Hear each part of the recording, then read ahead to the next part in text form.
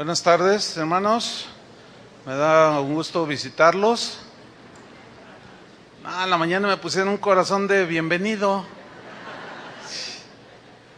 Ay, hermanos.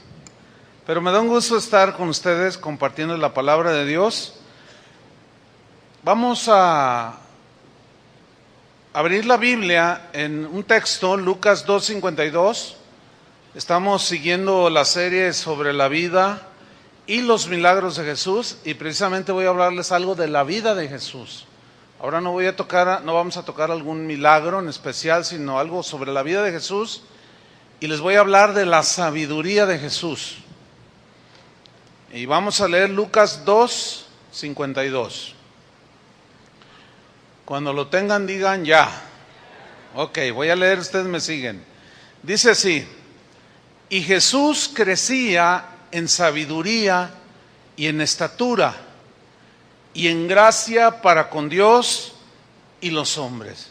Este pasaje nos está mostrando que Jesús ciertamente era Dios encarnado, pero también fue humano. Y como humano, Él dice aquí que desde que era un pequeñito, un niño, Él empezó a crecer en algo que nosotros también tenemos que crecer. Y Él empezó a crecer en sabiduría y en estatura, ciertamente. Pero la sabiduría que Él era Dios, pero tenía Él como humano que aprender, ¿sí?, la palabra de Dios. Y Jesús sabía que en su vida Él se iba a enfrentar con situaciones tan diversas, en las cuales Él tenía que hacerlo con sabiduría. Y de Él vamos a aprender cómo enfrentar las situaciones, cómo hablar cuando tenemos que hablar, qué decir o qué no decir, porque esto nos va a sacar adelante como Cristo nos puso el ejemplo. En Proverbios 4:7 dice así: sabiduría ante todo, adquiere sabiduría. Y aquí hay un verbo importante, lo subrayo: adquirir. ¿Cómo adquirir la sabiduría? La sabiduría la adquirimos escudriñando la palabra de Dios, en la comunión con Dios, estudiando de manera seria las Escrituras, porque las Escrituras nos muestran la sabiduría de Dios. El apóstol Pablo en Colosenses 1:9 tocó el tema de la sabiduría, pero él la tocó en oración.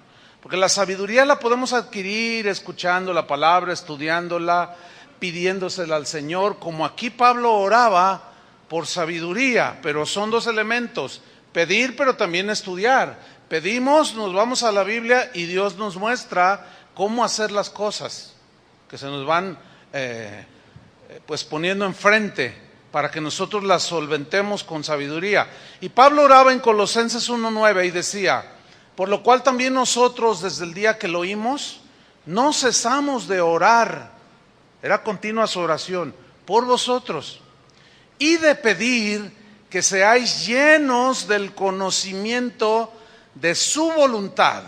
Fíjate, llenos del conocimiento de su voluntad. Pero luego añade una frase: en toda sabiduría.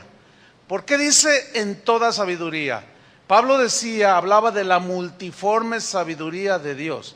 ¿Qué significa la multiforme sabiduría de Dios?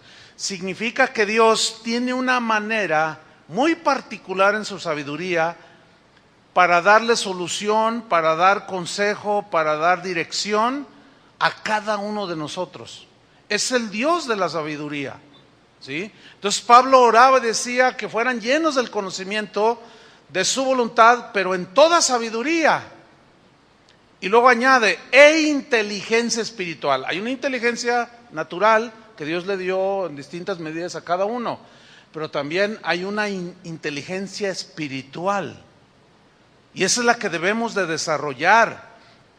En 1 Corintios 1:24, el apóstol Pablo dice que Cristo es el poder de Dios y la sabiduría de Dios.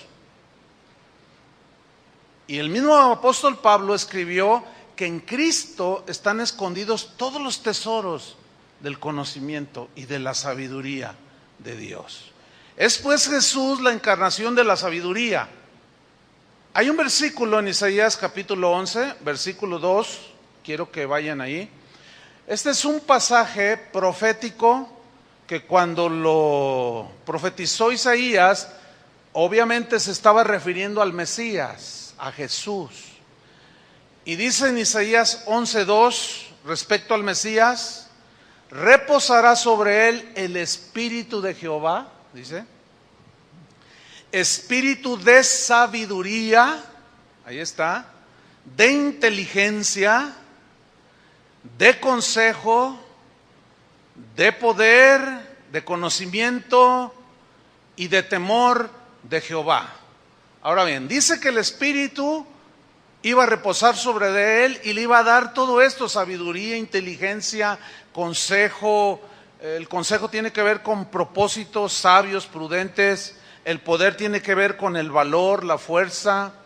La inteligencia tiene que ver con la cordura, la prudencia, etcétera. Pero dice que el Espíritu iba a morar en Jesús. Ahora bien, nosotros ahora, como hijos de Dios, ¿cuántos son hijos de Dios? Tenemos el mismo Espíritu. Dios nos ha dado el mismo Espíritu. Nos ha sellado como propiedad suya, pero también nos dio su Espíritu Santo. Dice Pablo que si el Espíritu de aquel que levantó de los muertos a Jesús mora en vosotros, y el Espíritu mora en aquellos que han sido lavados con la sangre de Cristo, que han nacido de nuevo. Ahora bien, si el Espíritu Santo mora en nosotros, escúcheme con atención, Dios ha puesto a nuestra disposición, a nuestro alcance, la sabiduría que puso en Jesús. ¿Qué les parece? Jesús dijo: yo no los dejaré huérfanos, es necesario que yo me vaya, pero les dejaré al Consolador, el Espíritu de verdad. Él, dice, los guiará, ¿a dónde? A toda la verdad. O sea, y los hijos de Dios somos guiados por el Espíritu Santo, pero siempre será basado en la palabra de Dios. Entonces, está a nuestro alcance. El problema es que nosotros no nos aplicamos en adquirir la sabiduría de Dios, en alimentar el Espíritu con la palabra de Dios, que es la sabiduría de Dios. A veces se lee la Biblia de una manera muy superficial. Yo les he comentado, yo no estoy en contra de que la Biblia se lea. Por supuesto que hay que leerla, pero a veces yo escucho cosas como: lea la Biblia en un año. Entonces la gente lee 5 capítulos al día. Ya los leí, ¿qué aprendiste? Pues no sé, pero ya los leí y ya cumplí. Yo ya leí toda la Biblia, y difícilmente la vuelven a tomar. La pregunta sería: ¿y qué aprendiste? Y es difícil que te digan algo provechoso. ¿Por qué? Porque nada más se lee así muy superficialmente. Y no, la palabra de Dios tiene que ser escudriñada, analizada, etcétera, etcétera. Pero aquí en el versículo 2 subrayo la sabiduría, porque eso es lo que les voy a hablar, de la sabiduría de Jesús. Y la palabra hebrea que se traduce por sabiduría aquí es una palabra que escribe la capacidad que el Espíritu Santo da, la habilidad que el Espíritu Santo le iba a dar a Jesús y que nos da a nosotros, escuche, para tomar decisiones correctas, decisiones sabias.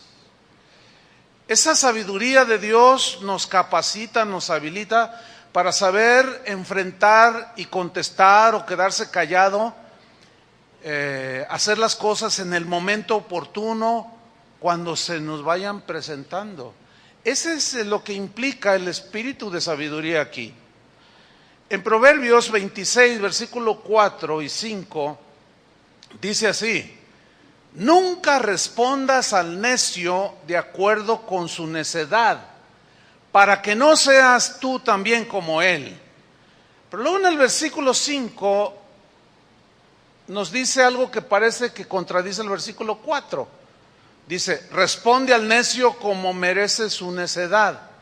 Pero no se contradicen. En el 4 dice: no respondas al necio de acuerdo con su necedad. Es decir, en el mismo nivel que él te dice o te agrede, si él te grita y te ofende, tú le contestas y de igual manera, ya fuiste un necio como él. Te bajaste al nivel de él y te hiciste como él. Entonces, en ese sentido, no responder al necio. Pero en el versículo 5 dice, responde al necio como merece su necedad. Y ahí es donde entra la sabiduría. ¿Sí? Vamos a ver algunos ejemplos en la vida de Jesús, porque vamos a aprender de cómo él, pues salir creciendo en sabiduría, se supo conducir de manera muy sabia con sus enemigos, contra los que lo hostigaban, lo perseguían, los que se burlaban, sus mismos discípulos, etcétera, etcétera. Vamos primero a Mateo capítulo 21, versículo 23. Vamos a ver el primer ejemplo cuando Jesús no solo no respondió, sino que evadió una pregunta, y veamos la sabiduría de Jesús. Dice Mateo 21, 23, cuando vino al templo, los principales sacerdotes y los ancianos del pueblo se acercaron a él mientras enseñaba. Yo quiero que usted haga un cuadro ahí en su imaginación. Estaba Jesús enseñando y se empezaron a acercar, unos por acá, por el pasillo de acá, otros por acá, y así como interesados, y se acercaron lo más que pudieron a Jesús y le dijeron, ¿con qué autoridad haces estas cosas? ¿Y quién te dio esta autoridad? Ahora, la pregunta aquí es, ¿qué significa estas cosas, lo que Jesús estaba haciendo? O mejor dicho, había hecho. El contexto nos dice que él había echado de la casa del Señor, había echado a los mercaderes, a los que abusaban de la fe de la gente, les volteó la mesa del dinero que manejaban ahí y los echó para afuera. Y ellos estaban molestos, ¿sí? Entonces le dicen, ¿con qué autoridad haces estas cosas? Le están preguntando, ¿y quién te dio esta autoridad?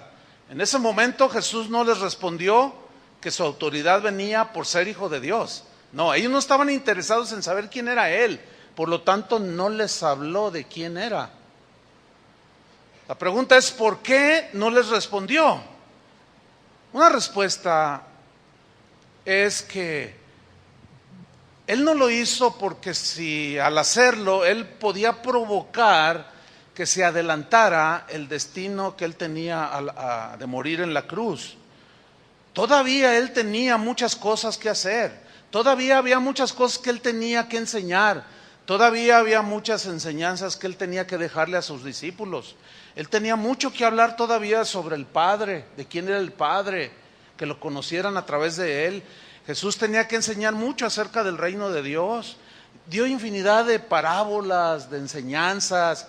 Tenía que todavía enseñarles a los discípulos de que todo aquel que quisiera seguirlo tenía que cargar una cruz, tenía que negarse.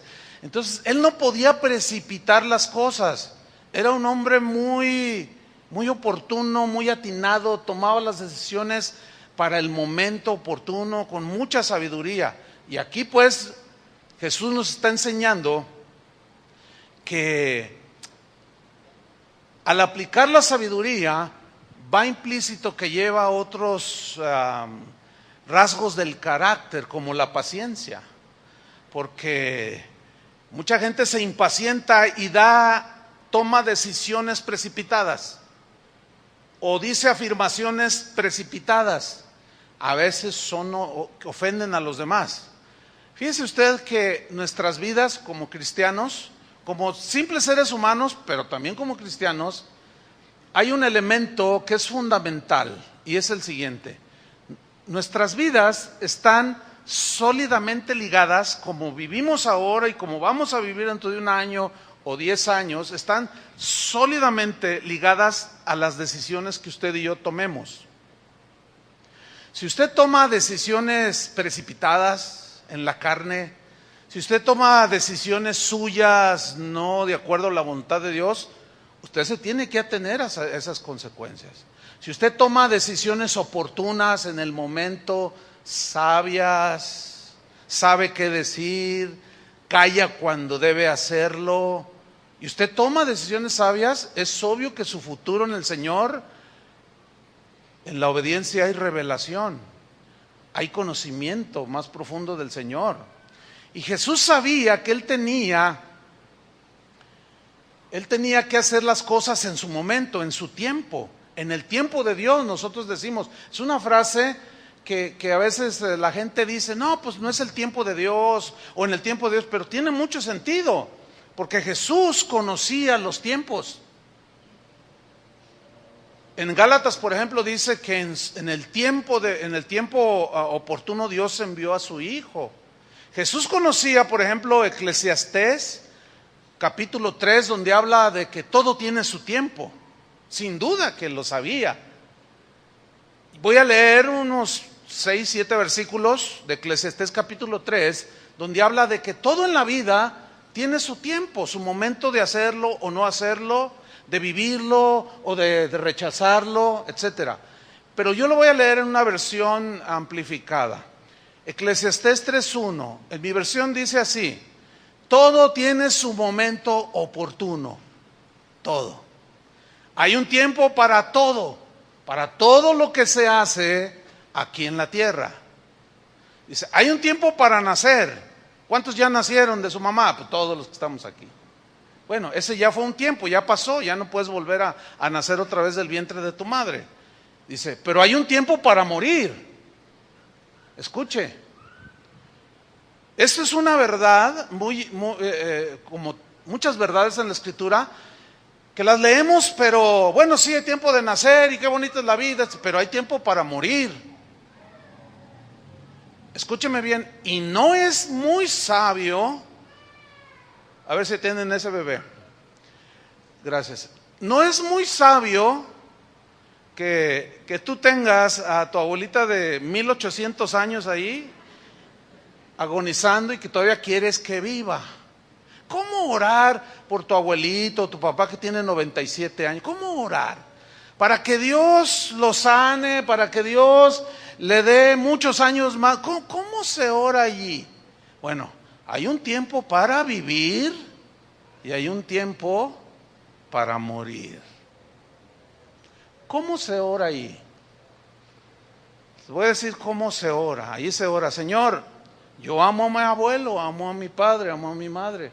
Tú eres el dueño de la vida. El tiempo que tú quieras dejarlo más, está bien para mí. Ahora, cuando no se entiende esto y no hay sabiduría en nosotros, se muere tu abuelita o se muere el ser querido. Y si no entendemos que hay tiempo para todo, hay gente que se frustra. Y no es sabio reclamarle a Dios, porque Dios es el dueño de todo. Pero la sabiduría te ubica. La sabiduría te dice, bueno, Dios es el dueño del jardín y corta las flores cuando Él quiere. Y ya se llevó a mi abuelita, o ya se llevó a mi mamá, o me puede llevar a mí cuando Él quiera. Porque según la Biblia hay tiempo para todo. Nacemos, pero también morimos. Sigo leyendo. Hay un tiempo para plantar y un tiempo para cosechar. Dice, hay un tiempo para matar y un tiempo para sanar, un tiempo para destruir y un tiempo para construir. Hay un tiempo para llorar y un tiempo para reír. Hay tiempo para estar de luto y hay un tiempo para saltar de gozo. Fíjense cómo nosotros debemos de sabernos comportar, responder de acuerdo con cada momento. Eso es lo sabio. Esa es la sabiduría. Por ejemplo, ahorita, ¿de qué es tiempo? Ahorita en este momento, de escuchar la palabra de Dios. Pero no sé, pero por ahí puede estar alguno consultando su Face. No es tiempo de consultar el Face. Con el pretexto de que tengo mi Biblia en mi celular. Ya no sabe uno si está en verdad leyendo la Biblia o está ahí en el Face. Bueno, el problema es que al no hacer las cosas en su debido tiempo, en lo que corresponde, que es lo que dicta la sabiduría, para todo hay tiempo. Si, por ejemplo, hubiera uno aquí consultando o mandando correos o contestando cosas de su trabajo, y está aquí, pero su mente está en otro lado, es una decisión no sabia. Es un comportamiento no sabio, porque al exponerse en el tiempo de Dios, como es ahorita, la palabra de Dios, Dios te quiere inyectar una buena dosis de sabiduría. problema es que como no estás aquí, estás allá. A la hora que se te presente la bronca, el problema, la situación, pues que el Facebook te ayude. ¿Entiendes? Entonces consultas al Face y dile, oye Face, fíjate que mi Face ya se puso muy desdibujada porque ya no sé qué hacer aquí. Querido Face, ¿puedes ayudarme en esto? Dame sabiduría para saber cómo tratar los asuntos de mi trabajo o el comportamiento con el vecino, qué sé yo. No, hermanos, hay tiempo para todo. Ese es el problema, que nos distraemos. Hay tiempo para tomar vacaciones con la familia, pero hay tiempo en que los niños tienen que ir a la escuela. Hay tiempo para todo. Hay tiempo para hacerse un novio. Pero ¿qué me dicen de una jovencita que tiene 13 años y ya tiene un novio? No, todavía no es tiempo. Y lo peor, a los 14, 15 años queda embarazada. La sabiduría se alejó, corrió. Tú corrías, te quería alcanzar, pero corriste más fuerte.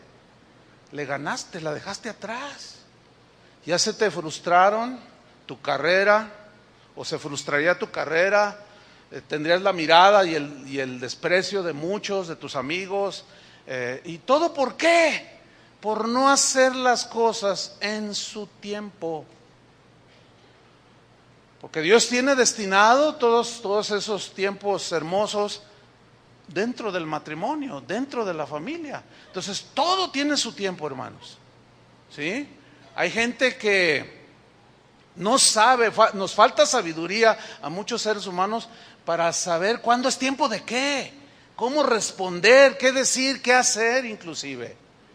Todo tiene su tiempo. Sigue diciendo en el versículo 5, hay un tiempo para esparcir piedras, pero hay un tiempo también para recogerlas. Hay un tiempo para abrazarse y hay un tiempo para despedirse. Hay un tiempo para intentar hacer las cosas y hay un tiempo para desistir de hacerlas. Hay un tiempo para guardar y hay un tiempo para desechar. Un tiempo para rasgar y un tiempo para coser. Un tiempo para callar y un tiempo para hablar. Pura sabiduría es esto, pero en su máxima expresión. ¿Por qué? Porque nos hace personas prudentes, sabias. Por eso la instrucción es, hijo mío, no menosprecies la enseñanza de tu padre. No deseches la instrucción de tu madre. No deseches. Atesórala, abrázala. Pero volvamos a la historia con Jesús, de que a él le preguntan, ¿con qué autoridad haces estas cosas? Ahí seguimos, Sigo en Mateo 21, 24. Vamos a ver cómo Jesús no solo no respondió, esquivó la pregunta con otra pregunta. Dice, versículo 24, respondiendo Jesús les dijo, yo también os haré una pregunta, y si me la contestáis, también yo os diré con qué autoridad hago estas cosas. Dice el versículo 25, el bautismo de Juan, ¿de dónde era? ¿Del cielo o de los hombres? Ellos entonces discutían entre sí diciendo, si decimos del cielo nos dirá, ¿por qué? Pues no le creísteis. Y si decimos de los hombres, tememos al pueblo, porque todos tienen a Juan por profeta. Entonces voltean con Jesús y le responden, no sabemos. Y él también les dijo, tampoco yo os digo con qué autoridad hago estas cosas. No, yo, la verdad que yo cuando leo pasajes así, que parece que no tienen, te están cargados de sabiduría, hermano, de saber cómo responder, de saber cómo conducirse. Es una cátedra de comportamiento. Estos hombres eran hostiles al Señor. Y él supo cómo enfrentar eso, y tenía la sabiduría de Dios.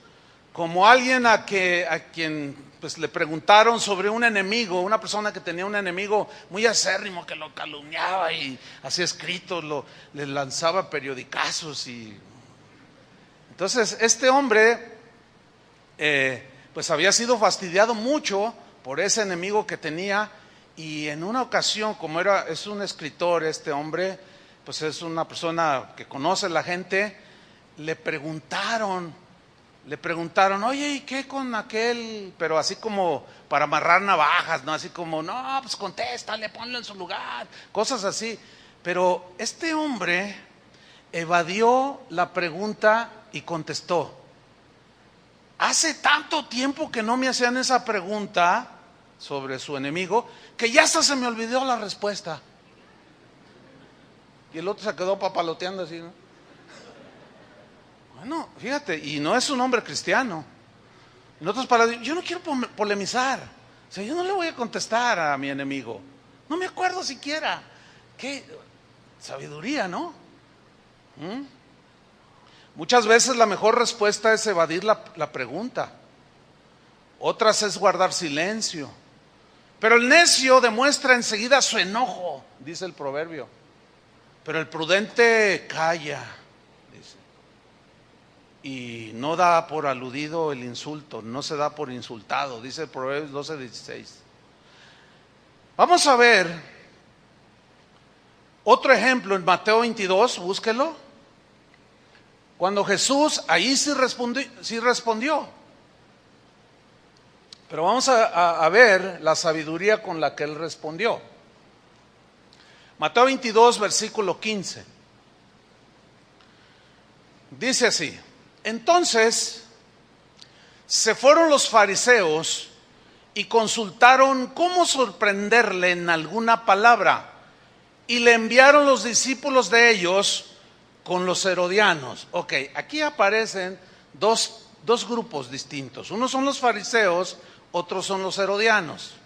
Ok, ¿quiénes eran los fariseos? Los fariseos eran la línea judía más legalista, más estricta que existía. Los más religiosos hasta le habían agregado, exageraban la ley de Dios, la palabra de Dios. Eran tan estrictos en sus prácticas que cualquiera que no se lavara las manos, hiciera un montón de rituales, eran descalificados por los fariseos. Estos estaban totalmente en contra de Roma, en el sentido de que al pagar impuestos, bueno, ¿quiénes eran los herodianos? Para amarrar mejor el pensamiento. El otro grupo, los herodianos, eran los allegados a Herodes, el rey Herodes. Ahora, estos herodianos eran los encargados de cobrar los impuestos de parte de Roma a todo judío. Ahora, ¿a quién le gusta pagar impuestos? Sean sinceros. A nadie. Nomás no se enoje, mi hermana. A nadie le gusta pagar. El asunto con estos impuestos es que los fariseos, como eran bien estrictos, ellos sabían que todos los impuestos que los judíos le pagaban a Roma, una partida de esos impuestos iban a la manutención de los sacerdotes y los templos paganos. Entonces ellos decían, no, ellos estaban enfurecidos, porque ellos no se querían hacer participantes. Es como si a ti te obligaran y te pasaran la charola para la fiesta de la Virgen de la Cañada o qué sé yo. Entonces tú dices, no, pues no, porque no, aquí no es si quieres, aquí tienes que apoyar, tienes que aportar. No quiero, y de alguna manera te obligaran, pues tú no ibas a estar de acuerdo, ¿verdad? Tampoco ellos. Decían, no, nada de los impuestos que yo le pago a Roma tiene que ser usado para los templos paganos. No, de ninguna manera. Y luego los herodianos, que estaban para sacar los impuestos. Ahora bien, estos dos bandos se juntaron. Mire, Dios los hace y ellos se juntan, ¿eh? ¡Qué tremendo! Pero ¿para qué se juntaron? Dice, para sorprenderle en alguna palabra, dice en el versículo 15. Sorprender aquí significa poner una trampa, embaucarlo, ponerle una trampa. ¿En qué consistía la trampa? Vamos a seguir leyendo. Versículo 16, y le enviaron los discípulos de los fariseos con los herodianos, diciendo, Maestro, sabemos que eres amante de la verdad. Suenan bien piadosos, ¿verdad? Y que enseñas con verdad el camino de Dios. Sabemos que no te cuidas de nadie porque no miras la apariencia de los hombres, pero dinos, a ver, ¿qué te parece? ¿Es lícito dar tributo a César o no? Acuérdense que eran los fariseos y los herodianos. Y él los mira así, ¿no? Dice, a ver, ¿es lícito darle impuestos, pagarles impuestos a César o no es lícito? Ellos platicaron, es obvio aquí, que dijeron, no, pues si dice que no, Roma se va sobre de él y hasta aquí llegó Jesús. Y si dice que sí, no, pues los fariseos, en base a la ley, tenían argumentos para condenar a Jesús y desaparecerlo. Dijeron, ya lo agarramos. Pero no contaban con su astucia. Es lícito, dice el versículo 18, pero Jesús, conociendo la malicia de ellos, en el caso de Jesús, Él obviamente nos llevaba toda la ventaja, porque Él como Dios conoce el corazón de las personas. Nosotros no tenemos más que una mínima parte de algún discernimiento, de poder por el Espíritu discernir la intención de una persona. Pero Él conocía la malicia, dice, de ellos, y les dijo, ¿por qué me tentáis, hipócritas? Mire, en la sabiduría misma de Dios, yo le aconsejo, le doy un consejo, no haga lo mismo que Jesús aquí. Porque Jesús sí conocía el corazón y nosotros nos podemos equivocar. No llegue usted con su abuelito, ¿verdad? Que ya está allí con su cocol. Y usted llega y abuelo, pues mira, hoy escuché que hay tiempo para todo y ya se está llegando la hora. Así es que mira, no seas hipócrita que tú vas a la iglesia, no seas hipócrita, no puedes llegar así. No. ¿Verdad que no? No, eso es imprudente. ¿Por qué? Porque tú no conoces el corazón de Él. ¿Qué tal si lo que le has compartido el Señor ya está haciendo algo y tú llegas y regas la sopa con imprudencia o falta de sabiduría? Pero aquí en el caso de Jesús les dice en el versículo 19, a ver, mostradme la moneda del tributo, muéstrenmela. Y ellos le presentaron un denario, ya iban preparados, ¿no? ¿Qué sabe? Traían ahí su dinero, un denario equivalía a un día de salario. Y sacan una moneda. Todas las monedas donde aparecía la figura de alguien era porque era considerado en algunas ocasiones como Dios mismo. César se autodenominaba Dios, o era alguien muy importante. Así se acuñaban las monedas en el tiempo pasado, ¿sí? Entonces le presentan una moneda y en el versículo 20 les dijo, ¿de quién es esta imagen? Y les enseña la moneda, ¿no? Y la inscripción. Y le dijeron, de César. Pero esperando la respuesta para atraparlo. Y les dijo, dad pues a César lo que es del César y a Dios lo que es de Dios. Oyendo esto se maravillaron y dejándole se fueron. Claro, los dejó callados. Se fueron así, todos pues desconcertados. Ellos no esperaban semejante afirmación.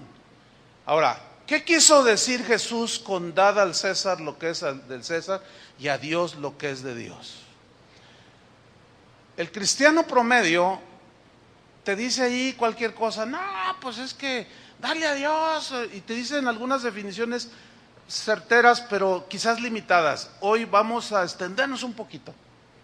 Una definición ciertamente corta, no así metiéndonos profundamente, pero escúcheme bien. ¿Qué quiso decir Jesús cuando les dice, dad pues al César lo que es del César y a Dios lo que es de Dios?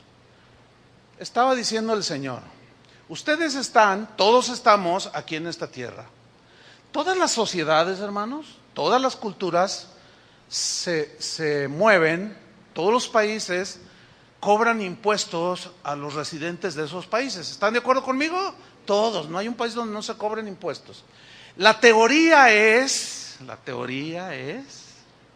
de que al pagar impuestos, el gobierno tiene los medios para traducirlos, los medios económicos para traducirlos en bienestar, en servicios para los ciudadanos de estos países.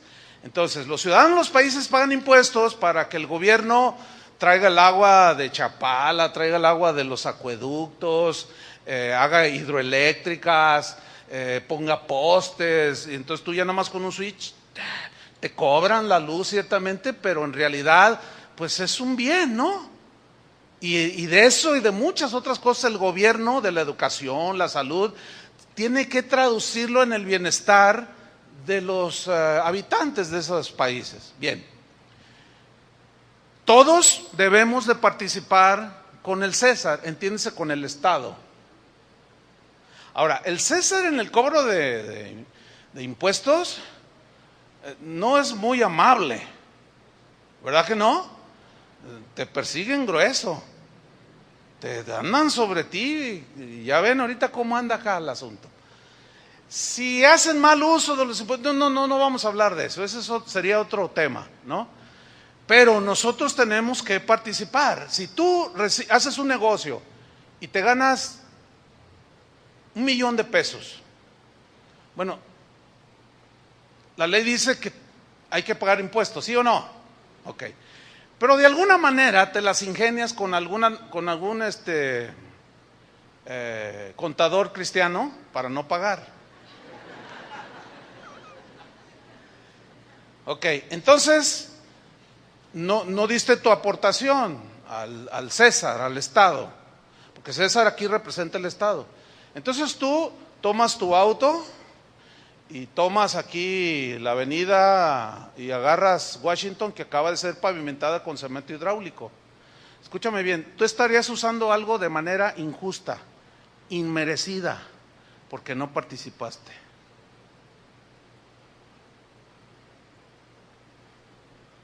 Si tú retienes el pago del agua y como por ley no te la pueden cortar, porque es un elemento fundamental, tú dices, ¿con qué chorrito la hago? O compro pipas o qué sé yo, pero tú sigues usándola, la estás usando de manera injusta, a costa de los que sí cumplieron con el César. ¿Están entendiendo? Eso es lo que Jesús quiso decir, o sea, tienen que ser buenos ciudadanos, tienen que saberse comportar. Pero luego dice, y a Dios lo que es de Dios. Ahora, ¿qué le pertenece a Dios? Escúchenme bien. Esa afirmación del Señor, y a Dios lo que es de Dios, no incluye solo lo económico, por supuesto que no, porque los adoradores del César adoraban al César, los que iban a adorar a Dios tenían que adorar a Dios, ¿sí o no? Ahí ciertamente iba a haber una disyuntiva, pero a Dios, en el caso de los creyentes, le corresponde la obediencia, la gloria, la alabanza. ¿Me estoy explicando? El primer lugar, en el caso de nosotros los creyentes, pero sí incluye, escúcheme bien, el que si nosotros creemos que Jesús es el Mesías, el Hijo de Dios, y que Él nos encomendó la predicación, la difusión del Evangelio, que nos reuniéramos y cada vez que nos reuniéramos lo alabáramos, la palabra de Dios fuese expuesta, todos creo, no tengo la menor duda, que todos aquí tienen el mínimo sentido común para entender que cuesta. ¿Verdad que tienen el mínimo sentido, así aunque sea 1 gramo, para entender? Ahora, si ustedes de los que dicen, no, yo no doy nada, ¿verdad? Porque han abusado y esto, y qué harán con los diezmos, y qué harán con las ofrendas, y no, yo no doy nada, dicen. Bueno, ciertamente algunos han abusado de la fe de los creyentes y les han dicho, traigan sus diezmos a la casa del Señor, y si no, porque si no, están bajo maldición. Mentira, eso no es cierto. No es cierto que están bajo maldición por no diezmar, hermanos. Y lo que es peor, les dicen, se va a ir al infierno. También es una mentira. No están bajo maldición, pero la Biblia sí dice que el que siembra escasamente segará. La Biblia sí dice que cada uno de nosotros dé como propuso en su corazón. Y se supone que el cristiano que cree en la difusión del evangelio apoya la obra del ministerio, de la obra de Dios. Ahora, si usted es de los que dicen, no, pues aún así con esa explicación no me convence, porque de que los hay, entonces, no, pues yo pues yo vengo aquí. Ok, usted viene aquí, nadie le dice nada, pero esa silla en la que usted está sentado costó, hay un costo de mantenimiento. Si usted de pronto le dan ganas de ir a un lugar, va allí, al baño pues. Usa el agua, prende la luz, usa jabón, y luego llega otra vez y se sienta. Si usted no ha entendido lo que es del César y a Dios lo que es de Dios, usted está de manera injusta, a costa de los que sí han entendido, usted está usando de manera injusta lo que cuesta hacer. ¿Me explico? Cuando sale la factura del aire para no tener tanto calor, pues es una feria. Usted lo está disfrutando. Entonces, bueno, fíjese, la respuesta de Jesús tiene muchos pero lo que a mí me maravilla es lo corto de la respuesta, pero con un significado tan profundo, hermanos. Qué sabiduría. Dad pues al César lo que es del César y a Dios de Dios. Y puso en su lugar a los herodianos y a los fariseos y a todos los feos, y también a nosotros los cristianos. Es ahí en la palabra de Dios donde podemos extraer la sabiduría, el entendimiento, hermanos,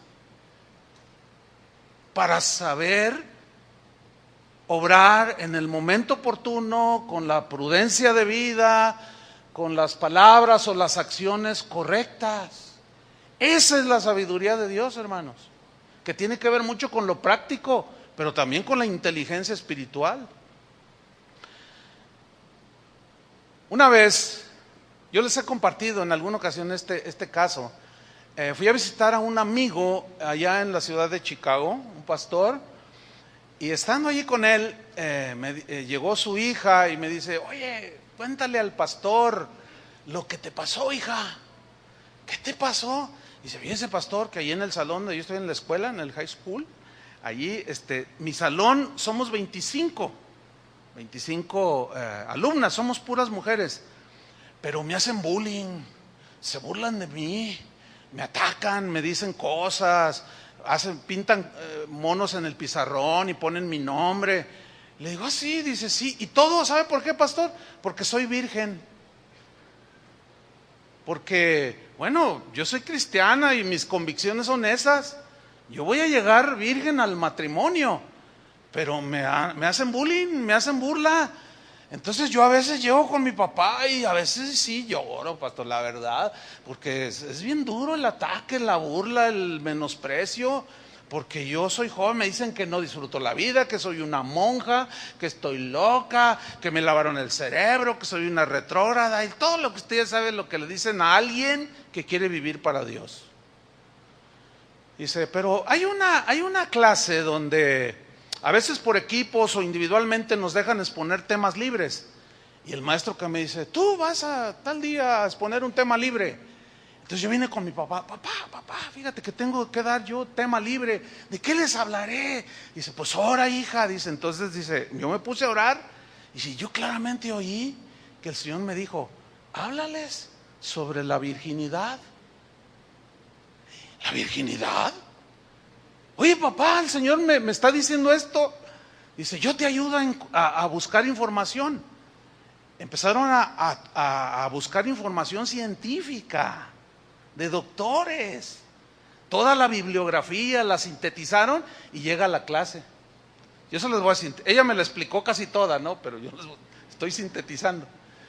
Dice, les voy a hablar sobre la importancia de tener relaciones sexuales a su debido tiempo. y la desventaja que tienen cuando se inicia de manera prematura. Y empezaron a hacer sus caritas las muchachas, ¿no? Y empezó ahí, el doctor fulano tal de la universidad tal ha comprobado que las chicas, las mujeres que tienen relaciones sexuales de manera muy temprana son más propensas al cáncer de útero, etcétera, etcétera. Ahí todas las definiciones y estadísticas y todo, y todas estaban, y como una regla era no interrumpir, pues tenían que comer todo lo que estaba diciendo. Pues estábamos, sí, ¿no? Entonces, dice, al final les dije, miren, la verdad, yo las quiero mucho. El maestro estaba así todo desencajado también. Dice, mire, yo a todas las quiero un montón, pues son mis compañeras, ya llevamos un par de años aquí, y yo las respeto y todo, pero pues respétenme a mí también, dice, pero yo les voy a decir algo, pues ya, como diciendo, ya no me echen carrilla, ya no me hagan bullying. Dice, ¿saben? Les voy a decir algo con todo respeto. Yo me podría hacer como cualquiera de ustedes, pero ustedes jamás van a poder hacerse como yo. Y sí, me bajé y empecé a oír, pues más de una se soltó llorando. Dice, al final de la clase, una me dice, no, sí es cierto, dice, te echamos carrilla, te hacemos bullying, pero traigo una enfermedad. Y no le quiero decir a mis padres, dice, después se le acercó otra, estoy embarazada. Mira, todas esas ya frustraron sus vidas. Pero qué sabiduría le dio el Señor a esta muchacha, ¿o no? Eso es sabiduría. ¡Wow! ¡Qué tremendo! ¿Se acuerdan cuando una vez estaba Jesús por allí y se le acercó una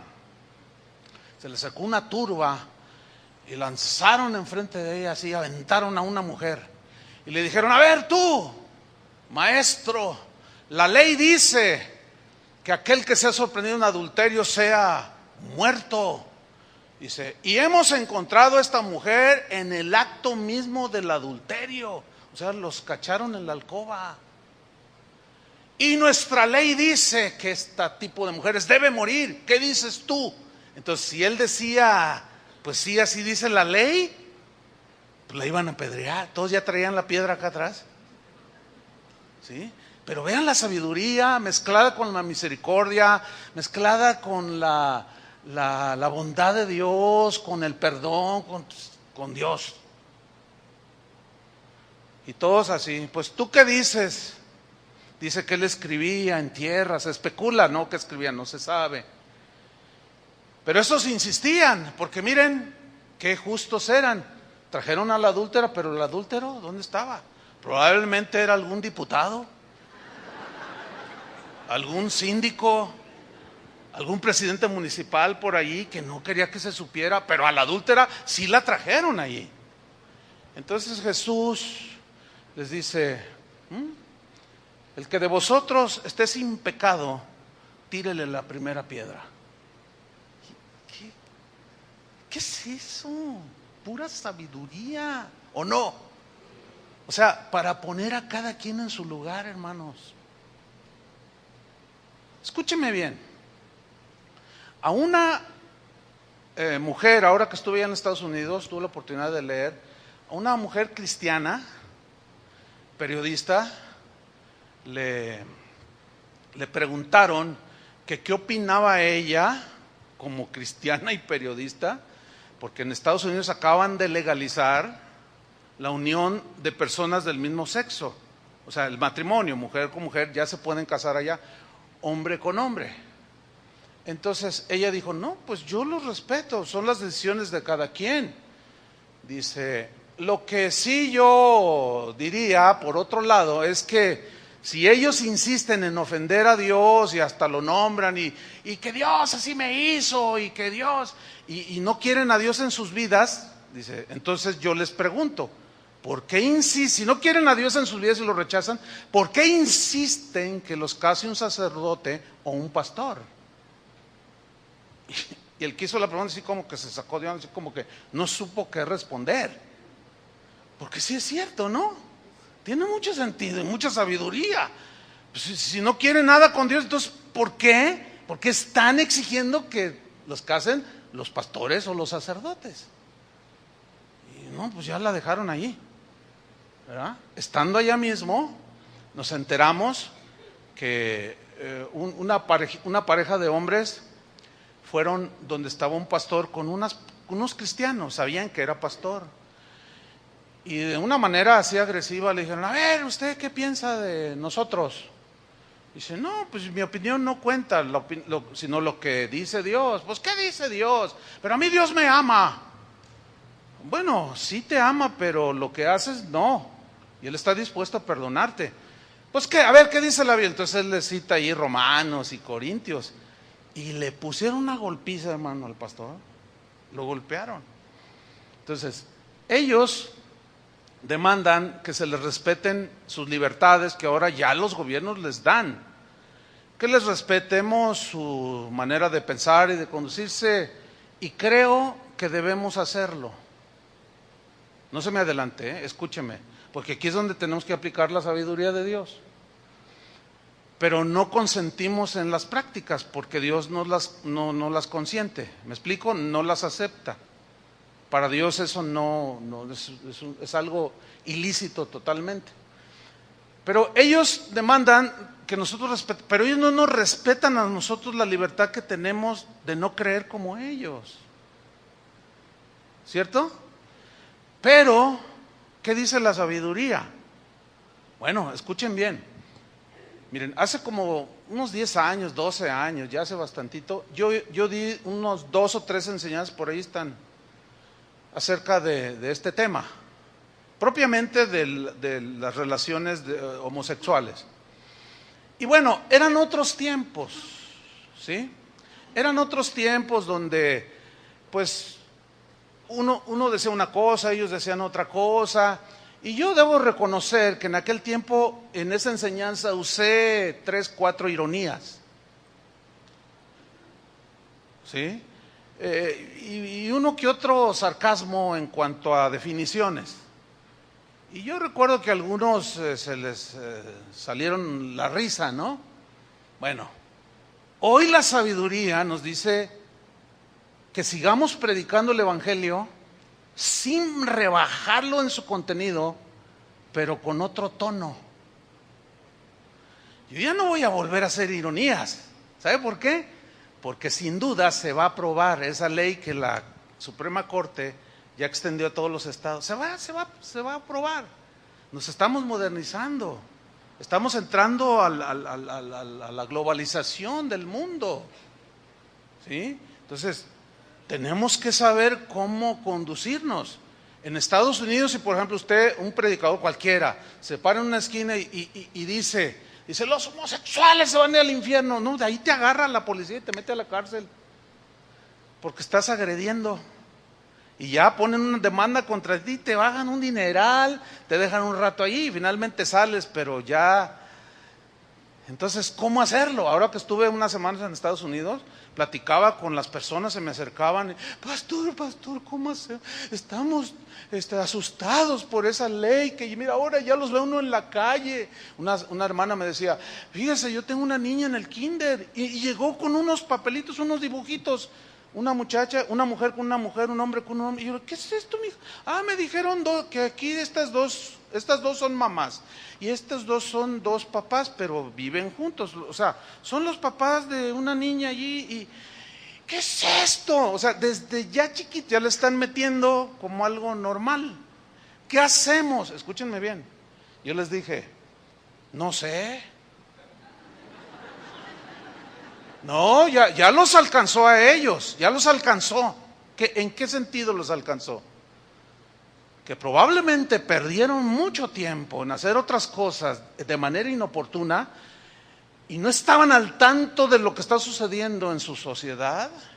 Ya se legalizó, ya en las primarias les enseñan que es una relación normal. Cuando llegamos allá a Estocolmo, Suecia, en el aeropuerto, hermano, yo fui al baño y me encuentro con 3. Caray, pero entendí. Estaba hombres, mujeres y un arcoíris y un signo allí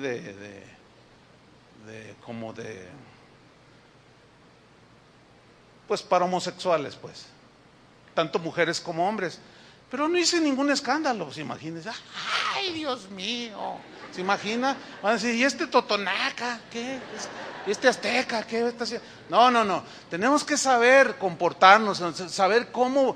Yo les dije, bueno, mira, lo único que les puedo decir es esto: el Estado los tiene unas horas a sus hijos en las escuelas, pero ustedes los tienen todo el día. Señoras, les dije, ustedes que son bien noveleras, dejen de ver tanta novela, dejen de desperdiciar el tiempo, póngase a buscar la sabiduría de Dios, a ver cómo vas a instruir a tu hija, cómo vas a instruir a tus hijos para decirles, mira, hijo, así es, este es el mundo.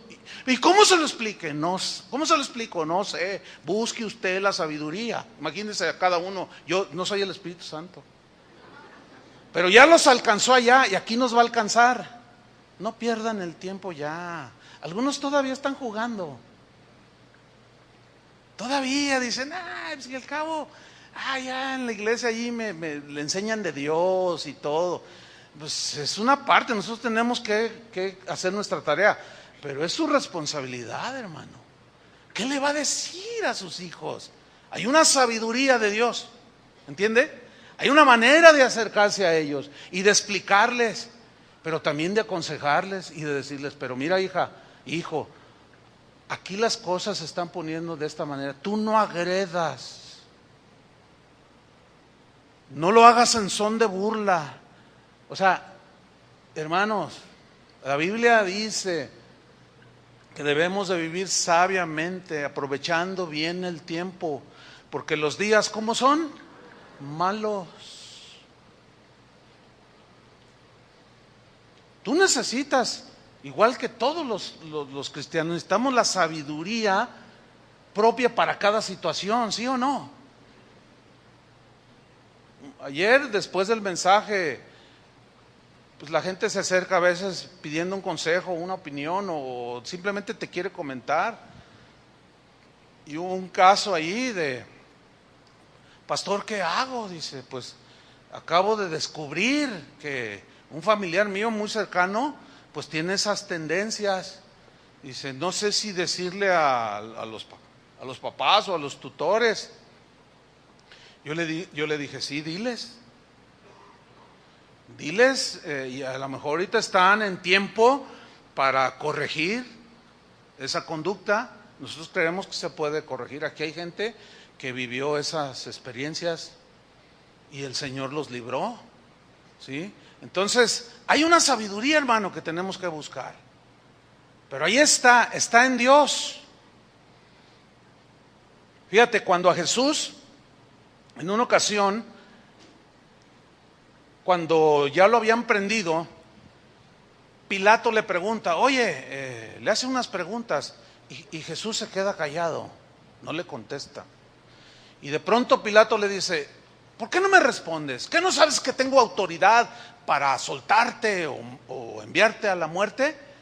Y ahí le responde Jesús y le dice, no tendrías autoridad si no te fuese dada del Padre. Entonces dice que en eso uno se acercó y le dio una bofetada porque le respondió a Pilato y lo descontó al Señor, le puso un golpazo, una bofetada. Entonces Jesús le dice, si yo hice mal, dime en qué está el mal. Y si no hice ningún mal, si mi respuesta no fue mala, o sea, fue justa, ¿por qué me pegas?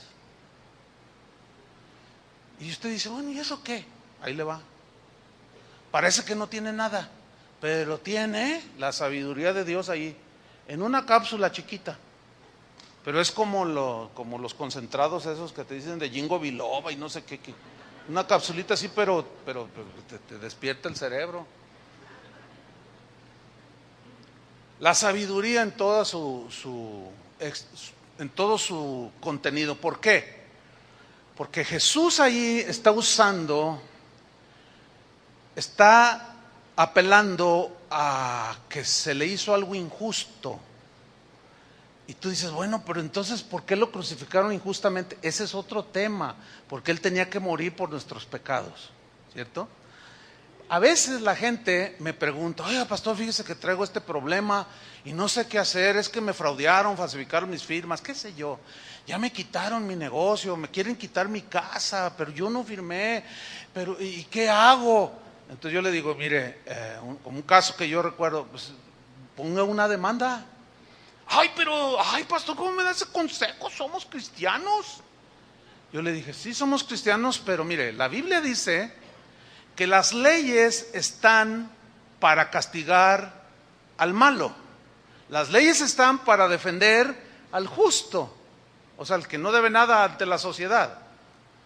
Entonces, ¿podemos hacer uso de las leyes del Estado? La respuesta es sí. Sí podemos hacerlo. Se lo voy a ilustrar. Supongamos que usted termina la reunión y al salir ya no está su auto. Se lo robaron. ¿Qué tiene que hacer usted? Usted dice, no, pues los que piensan así, que les falta el conocimiento que te da y por lo tanto la sabiduría. Dice, no, pues yo creo que lo necesitaba más que yo, hermano. Pues está bien, gloria a Dios, yo soy cristiano. No, espérate, hermano, no, eso sería imprudente. Porque ¿qué tal si al salir lo vaya salta un Oxxo? O un 7-Eleven, o qué sé yo.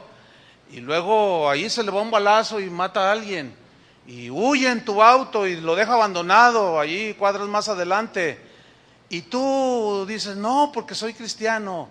¿Sabes qué va a hacer la policía? Ya, todos ya, por el sentido común ya saben qué pasaría. Te van a agarrar, te van a meter a la cárcel y van a decir que fuiste tú. ¿Y qué les vas a decir? Es que yo soy cristiano y no debía de denunciar. No, hermanos. A veces, es que hay, por ejemplo, si alguien te dice, préstame 10,000 pesos y te firmo, una vecina, qué sé yo, pues está bien, y te firma, y no te paga. ¿Puedes ir a una corte de tipo mercantil a ponerle demanda para que te paguen? Sí. ¿Están de acuerdo conmigo? Sí, porque es tu dinero y ella dijo que se lo prestaras. Sí puedes hacerlo. Eso es, en primera instancia, una alternativa, pero está otra alternativa, que es, bueno, perdonarle la deuda. Entonces, hay quienes, el Señor, cuando oran, el Señor, ¿qué hago? Hay quienes Dios les dice, perdónale la deuda, y ellos obedecen. ¿Entiende? Hay quienes les dice, adelante, ponle una demanda. Oye, pues es que el Señor me dijo que lo pusiera porque va a seguir abusando de más familiares míos. No, pues ve y pónsela. O sea, ¿se dan cuenta cómo todo tiene que ser, es de una manera personal? Tú tienes que buscar la sabiduría en el Señor, en la palabra.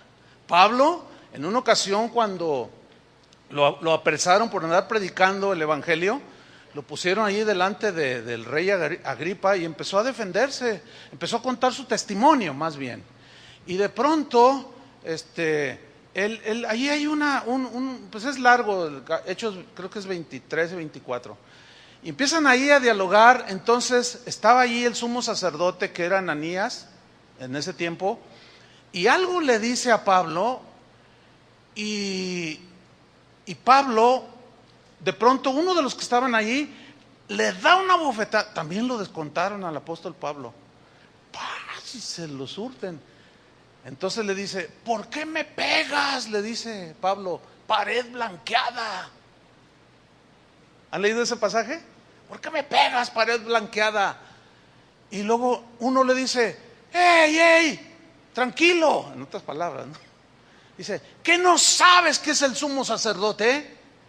Y Pablo dice, esto está tremendo. Dice, no sabía que él era el sumo sacerdote. Dice, porque escrito está, no injuriarás a un príncipe de Israel. Tú dices, ¿y ahora qué? ¿Y dónde está la lección? Bueno, la voy a explicar. Algunos la captaron, otros no, se las voy a explicar. ¿Saben qué hizo Pablo? Él tenía un claro entendimiento de que las autoridades son delegadas por Dios. Que si el presidente de México es presidente es porque Dios en su soberanía lo permitió. ¿Me explico? Okay, no puedo meterme mucho en eso, se me va el tiempo. Pero él tenía un claro entendimiento. Entonces cuando él hace eso y le dice, pared blanqueada, ¿por qué me pegas? Le dice. ¡Ey! Le dice, ¿qué no sabes quién es? Es el sumo sacerdote del templo y del ministerio. Oh, dice, no sabía. Porque escrito está, no injuriarás a un príncipe de Israel. ¿Qué estaba haciendo Pablo allí? Estaba de un exceso, rebasó la línea, pero luego se regresó. Y aquí en este punto, por razones que en los últimos años se ha dado dentro del cristianismo, que muchos pastores han abusado, ciertamente, de la fe de muchos, los han despojado, se han enseñoreado de ellos. Yo veo por muchos lados, y no me digan internet, hermano, injuriando a todo mundo. Claro, los abusivos toman esa escritura y dicen, la Biblia dice, no toquéis el ungido de Jehová. Sí dice.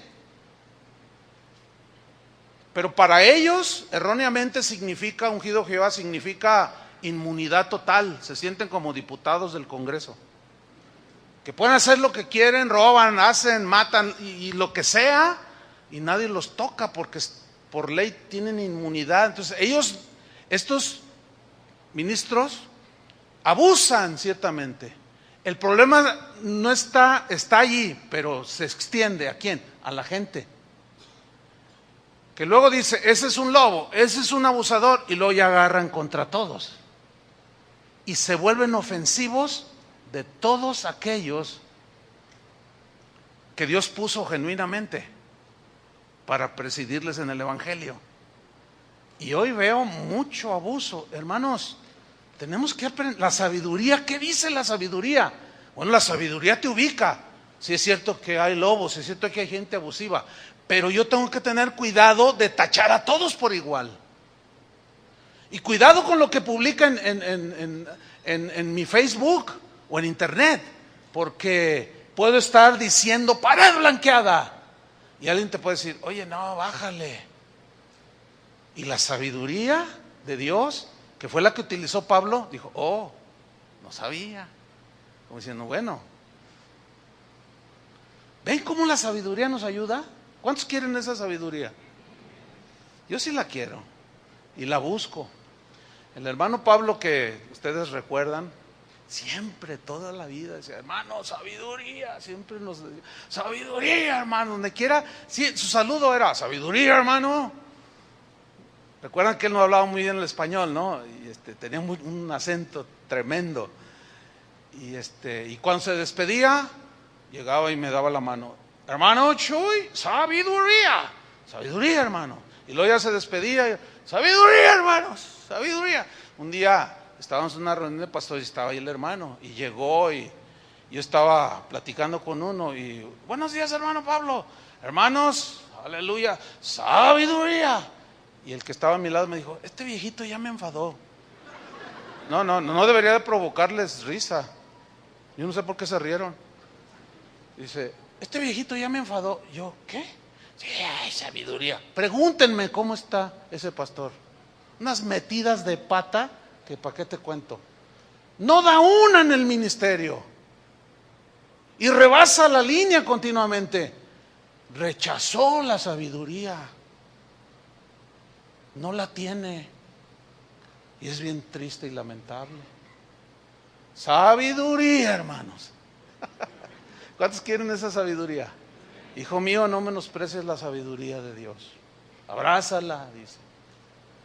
Atesórala, porque ella te va a ayudar. Oremos. Señor, te agradecemos tu palabra. Gracias porque en ella encontramos las respuestas para saber cómo vivir, cómo hacer, qué decir, qué no decir. Gracias, Jesús, porque tuviste y sigues siendo nuestro máximo ejemplo. Gracias porque encontramos allí en esos tesoros, cuando abrimos tu palabra, cómo trataste con tus discípulos cuando los ibas formando. Ahí hay mucha sabiduría de cómo formar discípulos, de cómo hablaste acerca de la pureza del corazón. Allí está la sabiduría, de cómo hiciste las diferencias entre los ritos y la verdadera espiritualidad, que los rituales no tienen poder alguno de santificación ni nada que se le parezca, sino un corazón obediente. Ahí está todo plasmado y ahí está tu sabiduría. Tú la esparciste, Señor, en este mundo. Y nos has dado tu Espíritu Santo. Y este Espíritu Santo que has hecho morar en cada uno de nosotros fue el que inspiraste, con el que Él inspiró al apóstol Pablo cuando escribió a los Corintios y dijo: el espiritual acomoda lo espiritual a lo espiritual. Todo lo acomoda en su debido lugar. Tiene una respuesta en su debido tiempo, tiene una acción en su debido tiempo. Señor, danos esa inteligencia espiritual para saber ubicarnos en los tiempos, discernir los tiempos, que no son nada fáciles, son peligrosos. Queremos saber cómo conducirnos en esta evolución en los países, Señor. Aquí en México, aprobándose leyes con las cuales sabemos que tú estás totalmente en contra, pero sin embargo nosotros las vamos a enfrentar. Y hay una sabiduría tuya, Señor, para seguir predicando el Evangelio sin rebajar el contenido. Danos sabiduría, Señor. Yo te pido también sabiduría para los que son padres, cómo enfrentar todo este tsunami de inmoralidad, de depravación, de libertinaje. ¿Cómo poder dirigir a sus hijos en tus caminos, para que no sean arrastrados y no los tome por sorpresa, como algunos hermanos han sido tomados en varios países, donde se están legalizando prácticas tan aberrantes como la pederastia, que ya están debatiéndola en los congresos, en Suecia, en Holanda. Señor, esto está terrible, pero sabemos que donde abunda el pecado, sobreabunda la gracia, y también tenemos que crecer como Jesús, en sabiduría, en gracia, contigo, Señor, y con los hombres, para saber cómo conducirnos en medio de esta generación maligna y perversa, entre la cual nosotros debemos de brillar, de ser como luminares en medio de esta oscuridad. Ayúdanos, Señor, danos sabiduría, te lo pedimos en el nombre de Jesús. Amén. Que Dios les bendiga, hermanos. Todos.